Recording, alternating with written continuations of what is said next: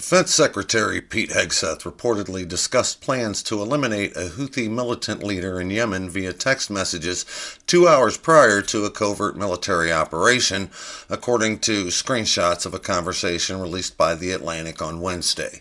The disclosure of these sensitive attack plans on a commercial messaging application, potentially using personal cell phones, has sparked outrage in Washington. Democratic lawmakers have called for the dismissal of members of President Trump's national security team due to the leaks. President Trump's cabal is currently addressing the fallout from the revelation that the March 15th conversation included The Atlantic's editor-in-chief Jeffrey Goldberg on the encrypted messaging app Signal.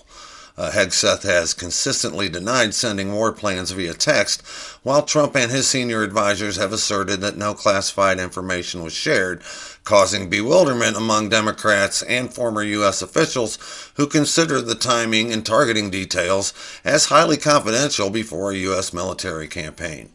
The disclosed chat did not contain the names or precise locations of Houthi militants targeted, nor did it provide information that could be used to endanger U.S. troops executing the operation. Pentagon officials involved in the planning believed that the information Hegseth texted was classified at the time, one U.S. official told Reuters under the condition of anonymity. This raises questions regarding whether, when, and how Hegseth's text messages have been declassified. The White House has downplayed the likelihood of Hegseth or others losing their positions, stating that President Trump maintains confidence in them. Goldberg, who initially refrained from publishing the chat details, released them on Wednesday. Democrats have raised concerns that the leak may have been reckless and potentially illegal. The Director of National Intelligence, Tulsi Gabbard, and CIA Director John Ratcliffe provided their second day of congressional testimony on global threats facing the United States. The House Intelligence Committee hearing occurred just under 2 hours after The Atlantic released a full transcript of the chat. The transcript revealed that Defense Secretary Pete Hegseth had shared specific timing and weapons details for the airstrikes within the chat group. The previous day, before the Senate, Gabbard asserted that the chat did not include the timing, targets, or weapons used in the strikes, an assertion contradicted by The Atlantic's transcript, according to Representative Himes. Democrats contended that the shared information was classified.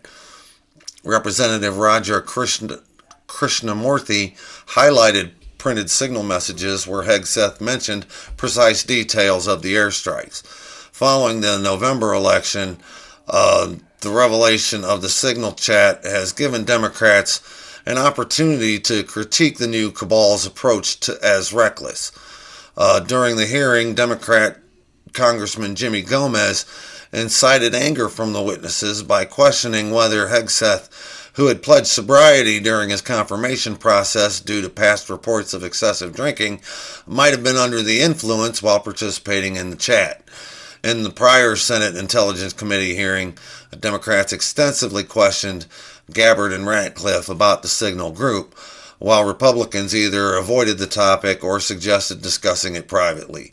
Subsequently, some Republican senators called for the Trump cabal to investigate the group chat, whereas others reiterated their support for Trump's national security team. Republican Senator Roger Wicker, chair of the Senate Armed Services Committee, and said he and Senator Jack Reed, the committee's top Democrat, will request an inspector general investigation into the use of Signal by top national security officials to discuss military plans, the Associated Press reports.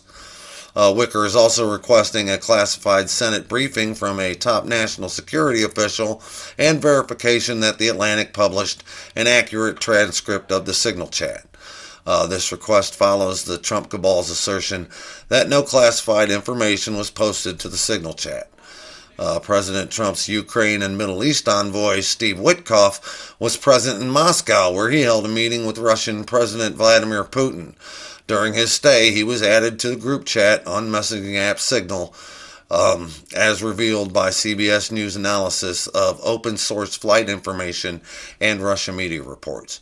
Goldberg has noted that Witkoff did not make any comments in the group chat until Saturday after his departure from Russia and subsequent return to the United States. Sources informed CBS News on Wednesday that no device carried by the senior envoy to Russia had Signal installed. This is just flat out dumb shit.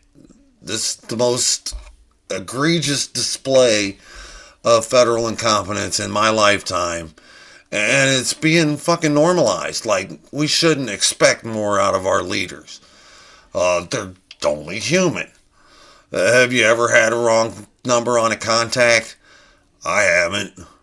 Or have you ever sent a text message to the wrong person? I may have sent a misdirected text or two in my life, but I've never been on a top secret text chain before. And then the fucking audacity of Gabbard and Ratcliffe and Patel to openly deny documented evidence in front of the Intelligence Committee.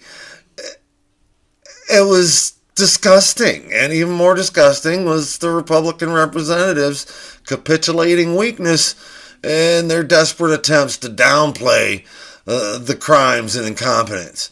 It would have been shameful if they had any. It was awfully nice of Roger Wicker and Jack Reed to request an Inspector General investigation, but are there any Inspectors General left to actually do it?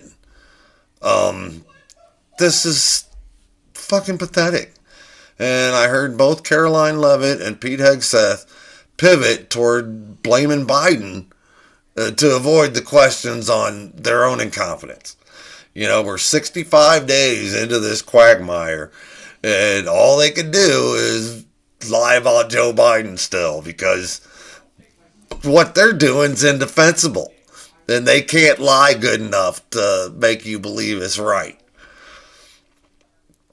You can tell how deep the shit is by how many times they blame Biden. And if it wasn't for double standards, Republicans wouldn't have any at all. If you speak the truth, you're always right. I'll see you in hell.